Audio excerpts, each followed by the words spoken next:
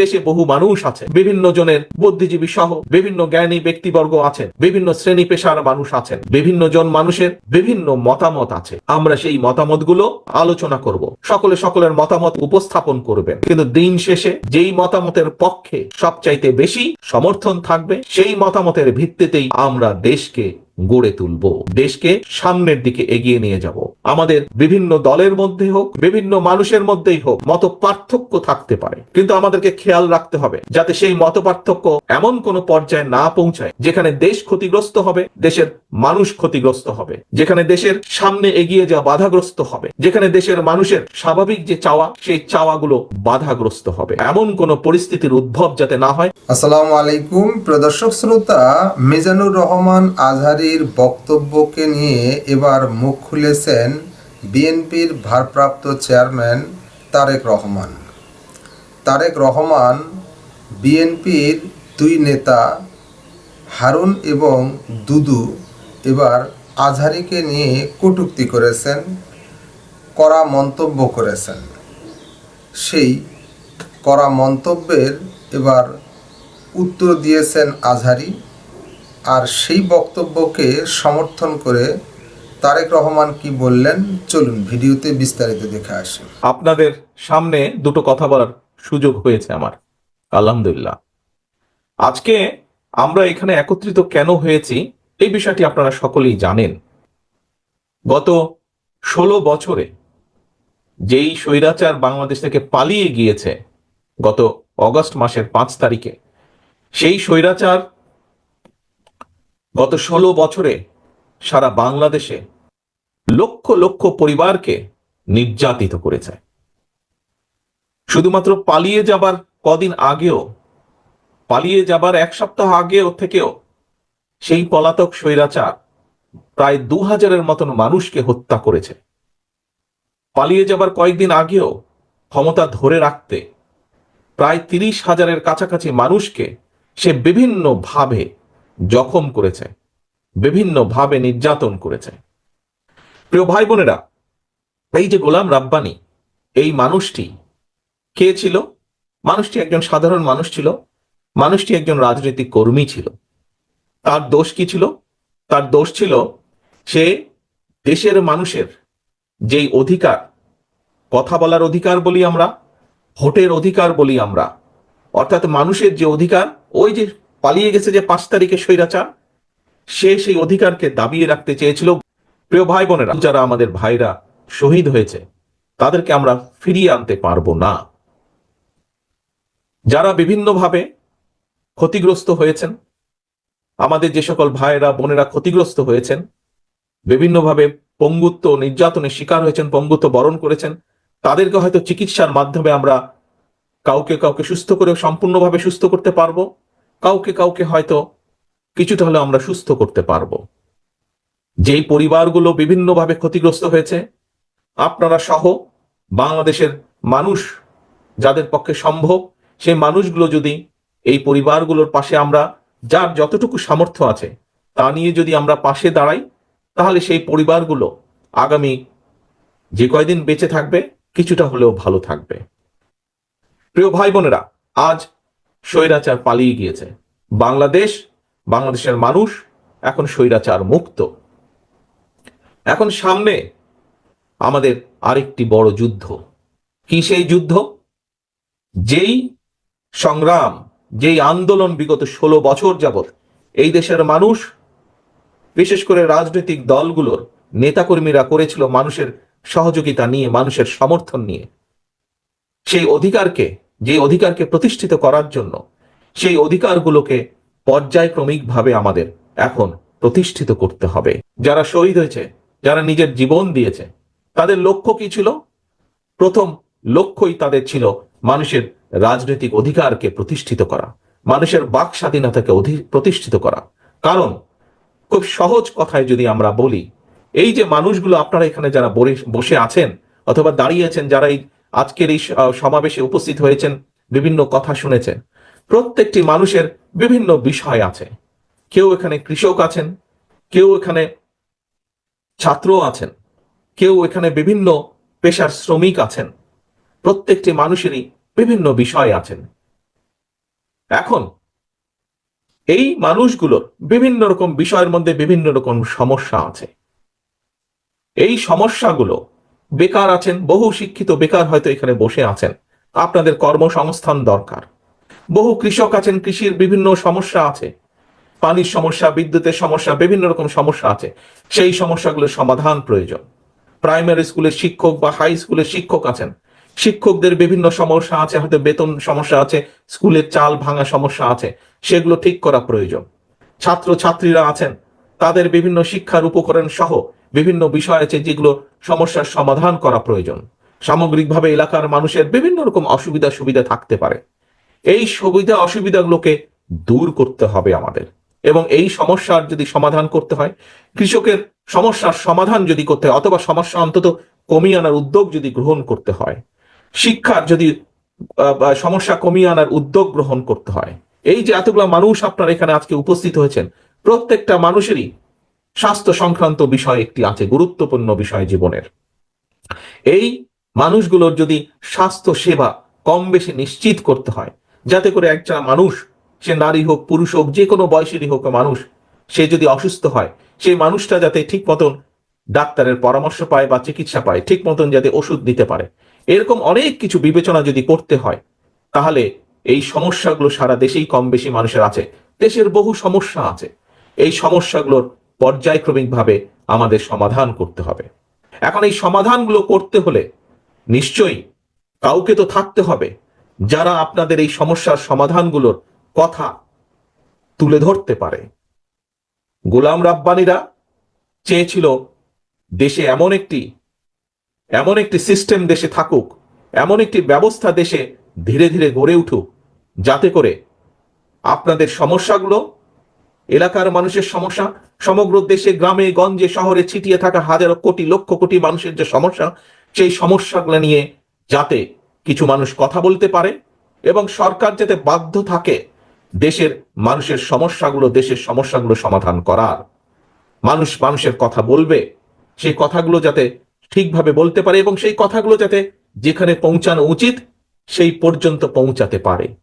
এই ব্যবস্থাটাই গোলাম রব্বানী সহ আরো হাজারো মানুষ যাদেরকে হত্যা করা হয়েছে, গোলাম রব্বানী সহ, গোলাম রব্বানীর পরিবার সহ আরো লক্ষ লক্ষ পরিবার যারা নির্যাতিত হয়েছে, সেই পরিবারগুলোর সদস্যগুলো, সেই পরিবারগুলো এই ব্যবস্থাটাই নিশ্চিত করতে চেয়েছিল, যাতে আমরা একটা দেশ গড়ে তুলতে পারি, যেই দেশে হয়তো মানুষের অভাব অভিযোগ, কিছু দুঃখ কষ্ট থাকবে, কিন্তু সামগ্রিকভাবে সেই দেশের শিক্ষার্থীরা যাতে সঠিকভাবে শিক্ষা পায়।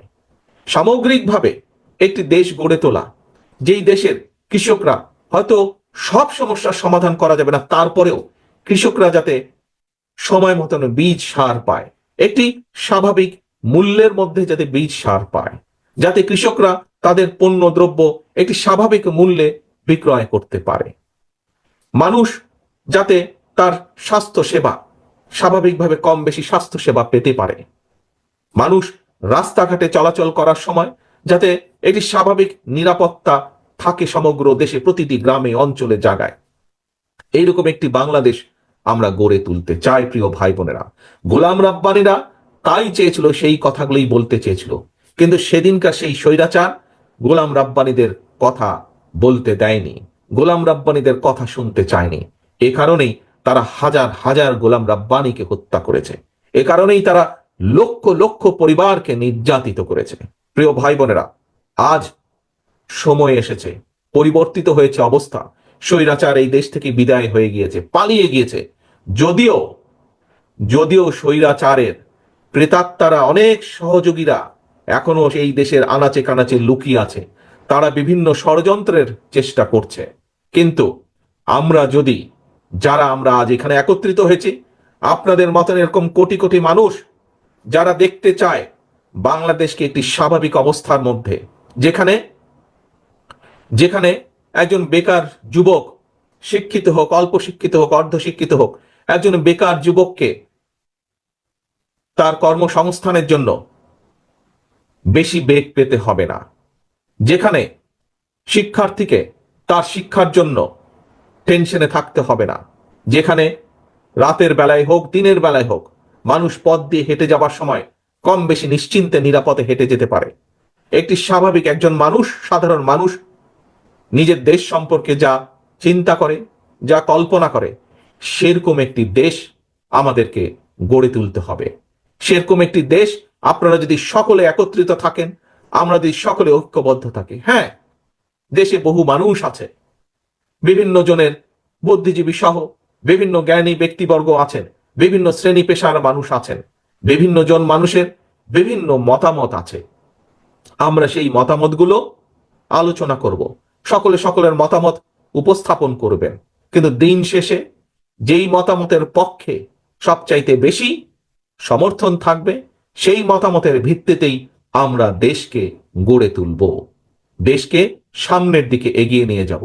আমাদের বিভিন্ন দলের মধ্যে হোক, বিভিন্ন মানুষের মধ্যেই হোক, মত পার্থক্য থাকতে পারে, কিন্তু আমাদেরকে খেয়াল রাখতে হবে যাতে সেই মত পার্থক্য এমন কোনো পর্যায়ে না পৌঁছায় যেখানে দেশ ক্ষতিগ্রস্ত হবে, দেশের মানুষ ক্ষতিগ্রস্ত হবে, যেখানে দেশের সামনে এগিয়ে যাওয়া বাধাগ্রস্ত হবে, যেখানে দেশের মানুষের স্বাভাবিক যে চাওয়া, সেই চাওয়াগুলো বাধাগ্রস্ত হবে।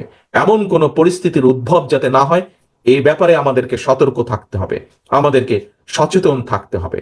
আমরা একটি স্বাভাবিক বাংলাদেশ চাই, আমরা একটি নিরাপদ বাংলাদেশ চাই, যেখানে মানুষ মানুষের পাশে দাঁড়াবে, মানুষ মানুষকে সহযোগিতা করবে, যেখানে মানুষের সমস্যার সমাধানের চেষ্টা করা হবে, যেখানে মানুষের, সাধারণ মানুষের অভাব অভিযোগ যেগুলো আছে সেগুলো সমাধানের উদ্যোগ গ্রহণ করবে সরকার।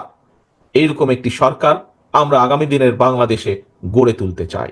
প্রিয় ভাই বোনেরা, যদি আমাদের এরকম একটি সরকারকে গড়ে তুলতে হয়, যেই সরকার মানুষের বিপদে পাশে দাঁড়াবে, যেই সরকার দেশকে সামনে নিয়ে যাওয়ার জন্য কাজ করবে, তাহলে প্রিয় ভাই বোনেরা, বাংলাদেশের দলমত নির্বিশেষে প্রতিটি সাধারণ মানুষকে এগিয়ে আসতে হবে।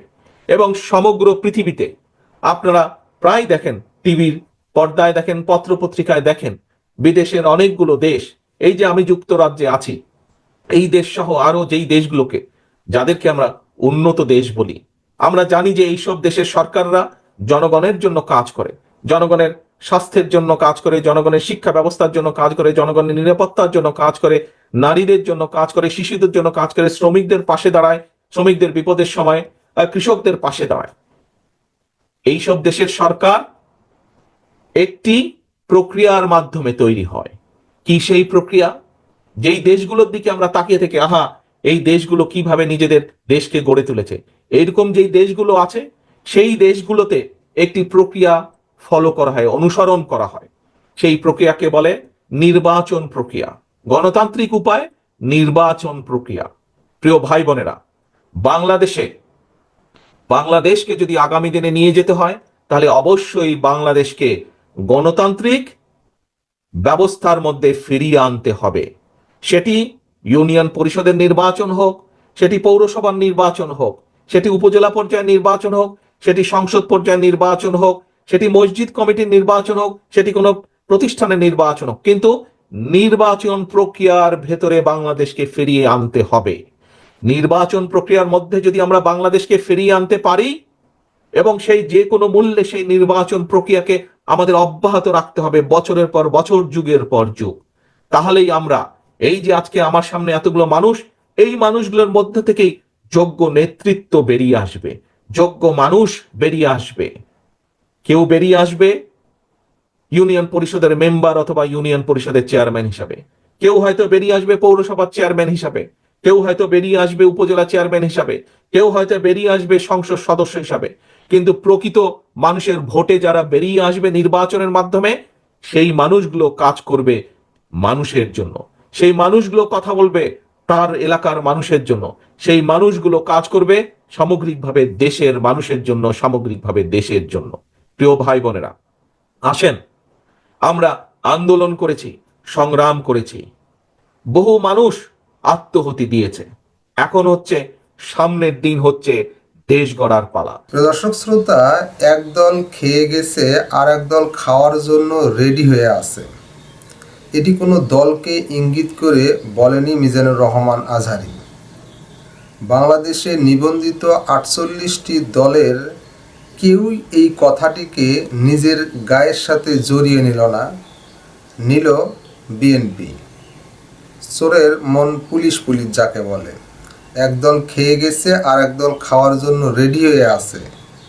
এই কথাটা মিজানুর রহমান আজহারী কোনো দলকে ইন্ডিকেট করে বলেননি, কিন্তু বিএনপি যখন এটা তাদেরকে বলেছে মিজানুর রহমান আজহারী, যখন তারা এইভাবে মিজানুর রহমান আজহারীর বক্তব্যকে নিজের দলের সাথে সেট করে নিলেন, তখন মানুষের কিন্তু আর বোঝার অপেক্ষা থাকলো না যে আসলে বিএনপি চাঁদাবাজি করতেছে কিনা।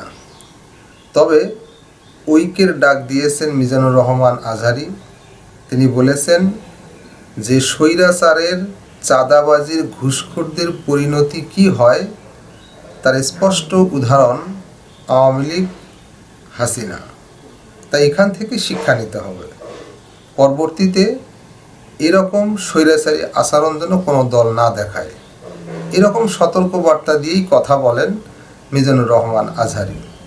সে কথাগুলোকেও কিভাবে কোট করে মিজানুর রহমান আজহারীকে ছোট খাটো করার জন্য, অপমান অপদস্থ করার জন্য বিএনপি নেতারা উঠে পড়ে লেগেছিল। এবার তারেক রহমান কিন্তু সেই সকল নেতাদেরকে উচিত জবাব দিলেন, তাদেরকে ভালো হতে বললেন। আজহারী ঠিকই বলেছে। এ বিষয়ে আপনার মন্তব্য থাকলে লিখবেন। আজকে এই পর্যন্তই। আল্লাহ হাফেজ।